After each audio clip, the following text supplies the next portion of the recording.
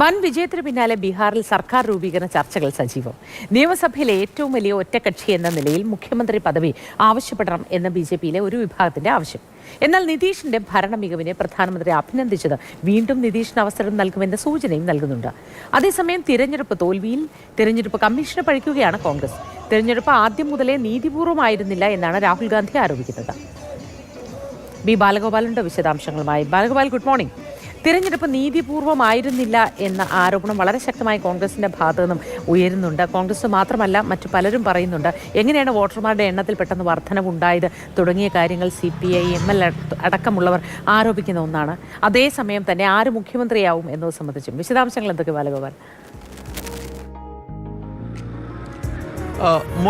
ഈ ബീഹാറിലെ ചരിത്ര വിജയം, NDAക്ക് ലഭിച്ച ചരിത്ര വിജയം ഇപ്പോഴും ഉൾക്കൊള്ളുവാൻ പ്രതിപക്ഷ പാർട്ടികൾക്ക് സാധിച്ചിട്ടില്ല എന്നതാണ് ഒരു വസ്തുത. ഈ തെരഞ്ഞെടുപ്പ് നീതിപൂർണ്ണമല്ലായിരുന്നു എന്നാണ് ഇപ്പോൾ രാഹുൽ ഗാന്ധി വ്യക്തമാക്കുന്നത്. തെരഞ്ഞെടുപ്പിൻ്റെ നടപടികൾ ആദ്യ ഘട്ടം മുതലേ നീതിപൂർണ്ണമായിരുന്നില്ല. അതുകൊണ്ട് തന്നെ ഈ തെരഞ്ഞെടുപ്പ് ഫലം അല്പം അത്ഭുതപ്പെടുത്തുന്നതാണ് എന്നാണ് അദ്ദേഹത്തിൻ്റെ ആദ്യ പ്രതികരണമായി ബന്ധപ്പെട്ട് വന്നിരിക്കുന്നത്.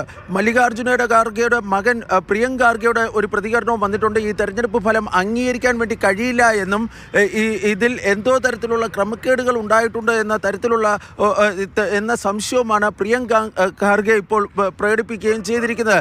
CPMLന്റെ ജനറൽ സെക്രട്ടറിയായ ദിബാങ്കർ ഭട്ടാചാര്യ ഇന്നലെ ഈ തെരഞ്ഞെടുപ്പിൻ്റെ ആദ്യ ട്രെൻഡുകൾ പുറത്തു വന്നതിന് തൊട്ടു പിന്നാലെ തന്നെ ഈ തെരഞ്ഞെടുപ്പുമായി ബന്ധപ്പെട്ട ഒരു ക്രമക്കേട് സംബന്ധിച്ചുള്ള പ്രതികരണം നടത്തിയിരുന്നു. അദ്ദേഹം പറഞ്ഞിരിക്കുന്നത് ബീഹാറിൽ ഏതാണ്ട് 7.42 കോടി വോട്ടർമാരാണ് ഉള്ളത്. പക്ഷേ തെരഞ്ഞെടുപ്പ് കമ്മീഷൻ പുറപ്പെടുവിച്ചിരുന്ന ആദ്യ വാർത്താക്കുറിപ്പ് പ്രകാരം 7.45 കോടി വോട്ടർമാർ വോട്ട് രേഖപ്പെടുത്തിയിരുന്നു എന്ന പ്രതികരണം രേഖപ്പെടുത്തിയിരുന്നു എന്നതാണ്. അതുകൊണ്ട് തന്നെ ഈ അധികമായി വന്ന 40 ലക്ഷത്തോളം അധികമായി വന്ന വോട്ടുകൾ അത് എവിടെ നിന്നാണ് എന്നതിനെ സംബന്ധിച്ചുള്ള സംശയമായിരുന്നു അദ്ദേഹം ഉന്നയിച്ചിരുന്നത്.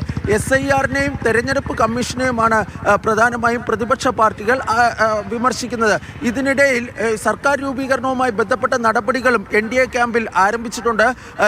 ഇന്നോ നാളെയോ ഈ JDUവിൻ്റെയും അതുപോലെ തന്നെ BJPയുടെയും ഒക്കെ പാർലമെന്ററി പാർട്ടി യോഗങ്ങൾ ചേർന്ന് അവരുടെ കക്ഷി നേതാക്കളെ തെരഞ്ഞെടുക്കുമെന്നാണ് ലഭിക്കുന്ന വിവരം. ഇതിനിടയിൽ ഈ BJPയിലെ ഒരു വിഭാഗം ഈ മുഖ്യമന്ത്രി സ്ഥാനം തങ്ങൾക്ക് അവകാശപ്പെട്ടതാണ് എന്ന ഒരു വാദം മുന്നോട്ട് വയ്ക്കുന്നുണ്ട്. കാരണം ബീഹാറിലെ ഏറ്റവും വലിയ ഒറ്റക്കക്ഷി BJP ആണ്. അതുകൊണ്ട് തന്നെ ഇത്തവണ മുഖ്യമന്ത്രി പദവി ആവശ്യപ്പെടണമെന്ന ഒരു ആഗ്രഹം അല്ലെങ്കിൽ ഒരു ആവശ്യം BJPയുടെ ബീഹാറിലെ ചില നേതാക്കൾ മുന്നോട്ട് വയ്ക്കുകയും ചെയ്യുന്നുണ്ട്. പക്ഷേ അതിന് BJPയുടെ കേന്ദ്ര നേതൃത്വം തയ്യാറാകുമോ എന്ന കാര്യം വ്യക്തമല്ല. കാരണം ഇന്നലെ പ്രധാനമന്ത്രി നരേന്ദ്രമോദി തന്നെ ഈ നിതീഷ് കുമാറിന്റെ ഭരണ മികവിനെ പ്രകീർത്തിച്ച് സംസാരിച്ചിരുന്നു.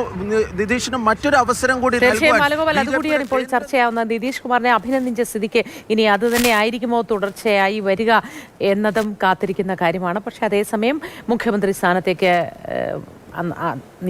ഭരണം BJPയെ പരിഗണിക്കണം എന്നതുമായി ബന്ധപ്പെട്ട ചർച്ചകൾ നടക്കുന്നുണ്ട്.